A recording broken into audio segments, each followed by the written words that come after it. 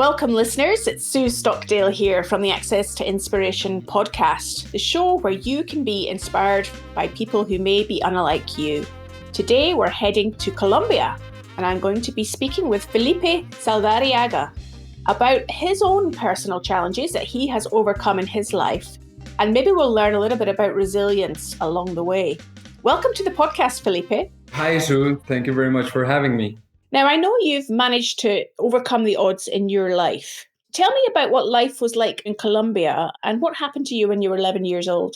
On April 29, 2001, I was 11. I was out in the countryside with a friend of mine and his family. We went quad biking, like these little mini quad bikes, and we went around. So we were riding around this oval track. And on the second lap, on the curve to the left, I fell down once. I got up, got back on the quad bike. And then on the next lap, I fell down again, but this time I couldn't stand up. I was suddenly paralyzed from my left side and I couldn't move.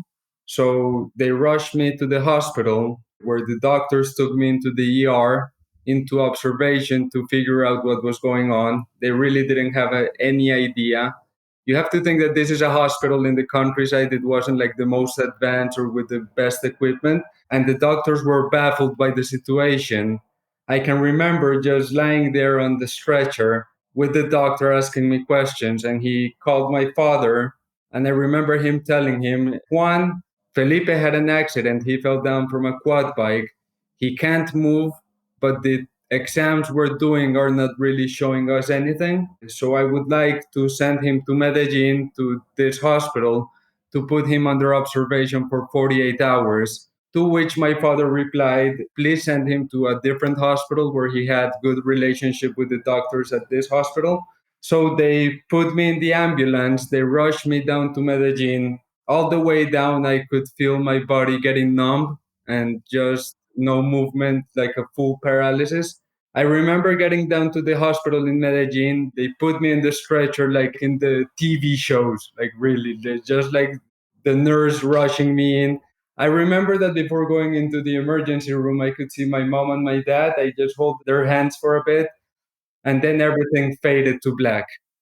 Then the next morning, I woke up and I couldn't feel a thing on my whole left side. It was a full left side paralysis due to an ischemic stroke, which for an 11-year-old is as rare as it can get in medicine.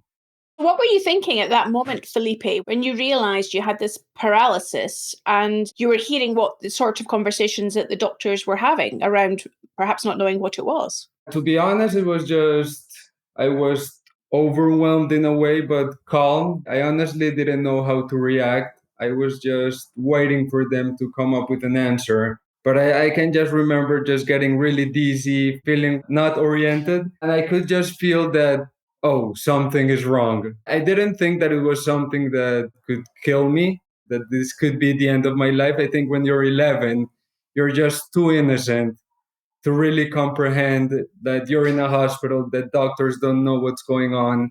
So it was just like this feeling of a really strange situation. It was just that. It was just getting to the hospital until everything faded to black. And I can remember just during the night asking for my mom in the ICU. All I asked for was my parents. I remember saying that all I need is my mother's love. That's all I need to heal. Please let her come. And that was all I was thinking. All I wanted was to be with my parents. All I wanted was to be nurtured with love. But to be honest, there was like no rational thought around it other than, whoa, something is going on. Yeah, I can imagine. And thinking that your parents would be able to comfort you and support you in some way. What happened next? Because I know the medical profession were a little bit struggling to work out what was actually happening. Yeah, so then the next day, my father told me what actually happened after everything faded to black for me. And I was just there in the ICU, and the cardiologist and the neurologist were just doing all the exams, and nothing was showing. Until past 6 hours, I grabbed my testicles, and the cardiologist says, now I know what's going on. It turns out that when you're about to die, the male behavior that happens is that you grab your testicles like as a last resort. And by that, the cardiologist knew that I was having a stroke, something that they didn't consider because it didn't show in the exam, and it's not something that you expect for an 11-year-old. When he realized that this was what was going on, he talked with my father and he told him, Juan, this is what's going on. Felipe is suffering a stroke. The standards for medicine says that after 3 hours, the chances of someone surviving, even an adult, are not that big. But we have to do this procedure. We have to take the clot out of his brain. We have to do this operation. There's a 97% chance that the artery bursts. There's 90% chance that it's going to be in vegetable state. But if we don't do it, it's a 100% chance that he's going to die. So what do you want us to do? What a decision that your family had to make. Yeah, for sure. I think at that point, my father, many years later, told me that that was the point where he understood spirituality. In that specific moment, that you have to let go, where you have to trust the higher wisdom of life. And for them, for my parents, it was like a really intense moment to make that decision and to trust the 3% chances of me being here. So what happened next? So after that, after I woke up the next day, recovery started. I was in a wheelchair, like with no feeling from my left side. The approach that medicine has to this type of recovery is like traditional physical therapy. So from there on, I started doing therapy from day one. After 10 days, they discharged me and I went home.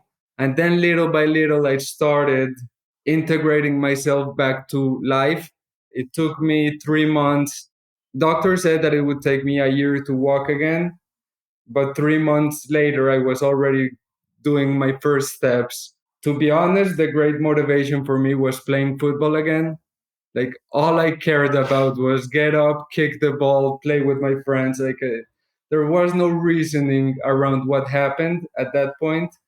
Like I said, when you're 11, there's an innocence that everything is just like a game. It was like, okay, I can't walk, but I want to walk and I want to play. So I'm just going to do everything I can to play again. And that's how life started again, like as a game, to walk again, to learn how to tie my shoelaces, to learn how to play PlayStation, learn how to do everything, but with a paralysis, which means that you need to develop a sense of observation that it's going to get you to do the things that now you're not able to do because the world is designed for full functional motor skills. So after that, recovery started and life started to get back on track in a way. What you were beginning to do was, as you say, use your observational skills to work out how you could adapt, I'm imagining, to the changed situation that you found yourself in and your desire to get back to play football. So having that purpose was helping to motivate you to want to do the physical therapy. Exactly, that's it. Having a purpose rooted from that innocence. Then, when I started my teenage years, that innocence faded, and all the voids and all the gaps that I had started to come to surface. Because as you grow up, you start identifying with your mind and with the conditions, and you start comparing yourself with other people as your hormones. And growing up start rising, you start seeing that people start getting into relationships, that your friends are going out dancing, that they actually can go out and dance salsa. And this feeling of I'm less started developing in my mind during my teenage years. And it was the process that took me 10, 12 years to really come to terms with it, to shift my perception, to understand that life is unique for everyone and that there's no better or worse. It's just your unique story, your unique path. But as I grew up, there were certainly a lot of gaps in my own self image, in my own self love, that then I realized that this is the work I had to do if I wanted to empower myself to live a life that is fulfilled and not play the victim role, which is not going to take you anywhere. Hi, it's Sue again. And if you're enjoying this episode so far, you'll probably want to make sure you listen to other episodes. So go on over to our website, accesstoinspiration.org, and subscribe to our newsletter. You can do this at the foot of the homepage. That way you can keep up to date with all the new episodes when they are published. The latest research I read is that there are now over 2 million podcasts that have been registered on Google. And what helps us to get noticed is if you tell other people about this podcast. So go on over, pay it forward, and tell someone else how access to inspiration has inspired you, so that they may get the benefit too. They will be glad that you did. Now back to Felipe. So you had a defining sense of how to stop being the victim and not play that role, to actually take life in your own hands and create it in a way that would work for you. Exactly. What I remember now that I'm 30 is that for such a long time in my life, I went to bed wishing life had been different. Just like every single night, that was my thought. Like, why me? Why did this happen to me? Why not someone else, man? It's 7 billion of us. It had to happen to me. And that process of understanding that this is life, is not that you like it or not. It is what it is, and it's your decision to make the most out of it. And guess what? If you don't, it doesn't matter. At the end of the day, we're all going to die. Life is finite, and it depends exclusively up to you and your relationship with your mind, how you deal with life and how you make face to everything that life puts in front of you. And at the end, every single person has gone through difficult things. And it doesn't mean that my things were more difficult than yours, then I'm more special because I survived something. And in your case, it wasn't that bad. No, it doesn't work like that. For everybody, there's something that defined their life. Things happen that are gonna set the tone for everything that happens in your life. So if you don't train your mind, if you don't understand the nature of the mind, and you don't understand that it is your responsibility to study yourself, to build self awareness, to go out there and seek for answers that, guess what? They're not gonna pop up in front of your face. You have to seek, you have to look, you have to find your community, you gotta find the information that is not obvious, that is gonna relate to your specific story. It's not like a cookie molder where one fits all. Everyone is absolutely unique. I believe it is about your own self awareness and the knowledge you have about yourself, and reframing situations to shift from victim to empowerment, from why did this happen to what do I have to learn and what can I do with these lessons to help people see things that maybe I have seen because of my own experience. It's not that you survived, it's what do you learn and what do you do with that story that it's going to add value to your community, to your family, to your workplace. So now that you've got that insight, Felipe, and it sounds like that's a real pivotal change of perspective for you, how did you then take that renewed focus and mindset that you had and move it forward? So what are you doing now that you weren't doing before? How are you bringing that to life? That pivotal point came when I was 21, that's almost 10 years ago. I was living in Argentina. I had moved away from home to do my college studies down in Argentina.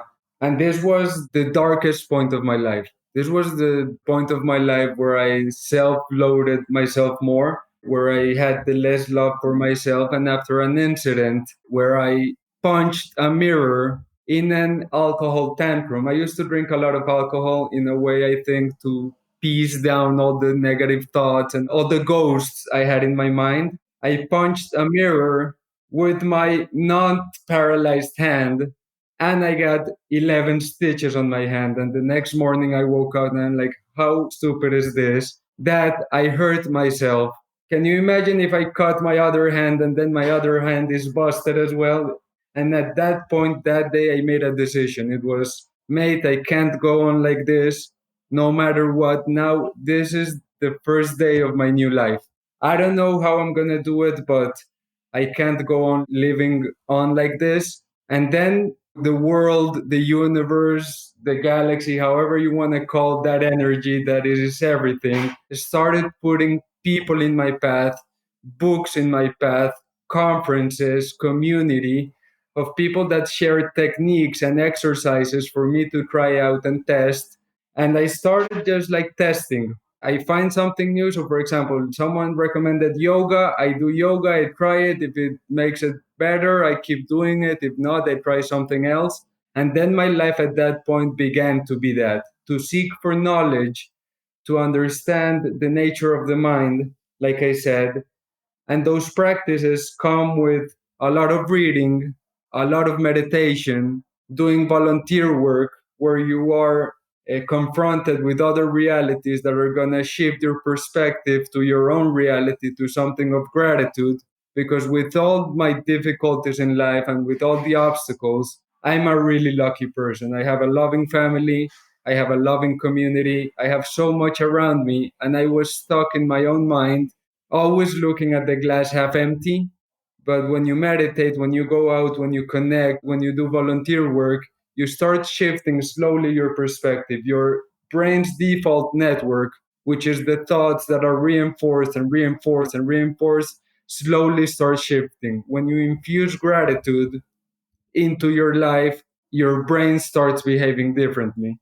It's a fantastic turnaround that you're describing there, Felipe, and having hit rock bottom, that you moved forward from there by getting a new perspective. As you now look back at those 30 years of your life, what would you say are your strengths that you identify that you have now? For sure, my biggest strength is self awareness, like really knowing myself, being really honest about what are you passionate about, what are you good at, what resonates with you, what doesn't resonate with you. Slowly starts putting you in paths where you're able to shine. For me personally, it's I'm a people person, to be honest, and in business and work, I've always been someone that talks to people to get the most out of people, because I come to realize that everybody has problems that stops them from vibrating at their highest level. And I've been through all of those mental processes, and I can simplify things because, like I said in the beginning, I had to hack my way through life because the world is not necessarily designed to do everything with one hand. So for me, the strength is really connecting with people and holding space for people, for them to express themselves, and in a work environment, get the most out of people's talents. And on a personal level, is just connecting with people and building community, which is something that I absolutely love. Well, I think you're testament to how you and I were first in touch with one another, Felipe, when you reached out to me, and I'm so grateful that you did. As you look forward for the next, say, 5, 10 years of your life, what are some of the aspirations? What's next for you, do you think? My physical recovery is still a thing, but unlike 10 years ago, where I was only fixed on the end result, now I learned how to love the process. And that I apply it to everything in my life. Currently, I'm launching a business with actually the friend who was with me when I was 11. He's my business partner today. And for me, looking forward to the future is just doing things that I resonate with, but not get fixed on the end result, because the end result is going to pass away quickly. I learned how to love the process. And that's something that I wake up every single day completely in love with. Just going out there, adding value, using my imagination and my talents to build teams, to create solutions that are going to make people's lives easier, to make their job easier. So for me, it's really about building teams where we can create a process that it's going to add value to people's lives, whether that be a company, whether that be going doing volunteer work like I told you I was doing last week.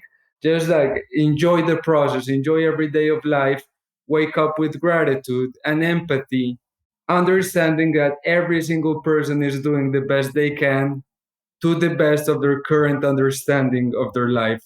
Well, I think you take such a measured view of things, Felipe. I just love how you describe how to get the most out of one's life by really just enjoying every day in the process. If we've got a listener that's, say, struggling to cope with a challenge, it may be the current lockdown situation or COVID or anything for that matter, what would be your advice to them? How might they move forwards? Seek for knowledge on the nature of the mind. Understand the relationship that human beings and each one of us has between the perception of the I that is in your head that believes that there is an experience that it's owned. You know, you say, I own my body or my hand. There's like this schizophrenia between the mind and the rest of reality, in which when you look at it closely, it's all about how you condition that idea of who I am. And when you understand with amazing authors out there that have written so much great things about the mind and about reality, you really start seeing life in a different way, and you start reconfiguring your own relationship with yourself in a way that you understand that the mind is a tool at the service of life and not life at the service of the mind. When you read and when you seek knowledge, knowledge is not the end goal in itself, but it is like if you're walking through a forest and you come across a river that you can't walk by, but there's this little canoe that you can get on, paddle to the other side, and then keep your journey. Well, knowledge is that little canoe. It will help you cross the river, but once you cross it, you don't get the canoe on your back and carry it as a heavy load, do you? You just leave it there, and that's what helped me come to terms and redefine my life. Look for knowledge that will infuse a new perspective into your life. Well, I hope that, taking your analogy of the little canoe, Felipe, that the last few minutes of our conversation have acted in that regard for our listener, and that they may review and reflect on their experiences in a different way. It's been wonderful to speak to you today and to hear about your life and how you look at the life. It's really inspiring. So thank you so much for your time. No, Sue, thank you so much for having me. I'm really grateful to have connected with you. You're an absolute light in this world, and thank you for all the work you do and for giving a platform for people with unique stories to share them, for people to take little nuggets that may help them in their own lives. Thanks for listening today. Felipe's personal challenges really resonated with me, particularly the point about helping others to help yourself. Let us know how it inspired you by connecting with us on Facebook and Instagram at Access to Inspiration or on our LinkedIn page. Next week, my guest will be Laurie Mitchell-Wingate, who is Senior Vice President and Chief Operating Officer at UCAR, the University Corporation for Atmospheric Research. She will explain why she left a high-level job to backpack across America and how that shifted her career. I hope you can join me then.